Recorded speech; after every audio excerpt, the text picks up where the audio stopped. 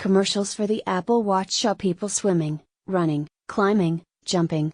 But the watch could also be used, it turns out, for another activity, cheating. The Boston Red Sox were caught by baseball's authorities in a scheme to use the Apple Watch to steal signs from New York Yankees catchers. Investigators confirmed accusations by the Yankees that a Red Sox trainer used his Apple Watch to receive messages from the team's video room about upcoming pitches, and then pass those messages to the dugout, where they were signaled to teammates on the field. Sign stealing is a time-honored baseball tradition, as long as only eyesight is used. Visual aids and technology, including walkie-talkies, cameras and Apple Watches, are not allowed. A fan of both the Red Sox and Apple said he was disappointed.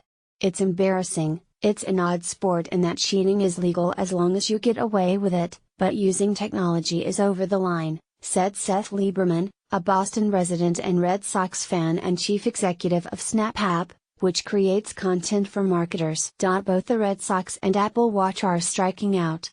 "A Yankees fan used stronger language, debacle," said Richard Ting, a Brooklyn resident raised not far from Yankee Stadium in the Bronx. "It leaves a bad taste in our mouths in terms of what levels Boston teams are stooping to win games," he said. But, curious about what happened, Mr. Ting spent part of Wednesday conducting an experiment with a colleague's Apple Watch. They timed how quickly a text from an iPhone could reach the watch and be relayed to a third party. If they really wanted to do it right, the batter could have just had an Apple Watch on his arm with vibrations to signal a fastball or an off-speed pitch, instead of having a middleman on the bench, said Mr. Ting, an executive at a design and advertising firm. Apple declined to comment. The company need not worry about the latest news affecting sales, analysts said. The third iteration of the Apple Watch is expected on September 12. With LTE cellular data capacity and improved battery life. And the Apple Watch's fortunes have improved. Last month, Timothy D. Cook, the chief executive of Apple, said that quarterly sales of the watch were up 50% over the same period a year earlier. The Red Sox were not the first to see illicit opportunities with the Apple Watch. Users on Reddit have posted about cheating on exams by transferring documents to their watch.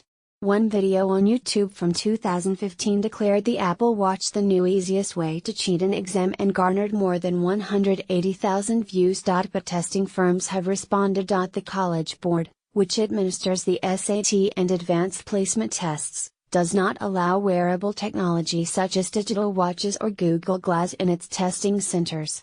Neither does Law School Admission Council, which handles the LSAT. Students who try to take smartwatches into the GRE graduate admissions test are removed from the testing room, their fees forfeited and their scores cancelled. GMAT test takers must deposit watches, smart or otherwise, in lockers before entering testing rooms, said Jennifer Garfinkel, a spokeswoman for the Graduate Management Admission Council. Digital watches have been prohibited during the New York bar exam for several years, said John J. McAllery, Executive Director of the state's Board of Law Examiners.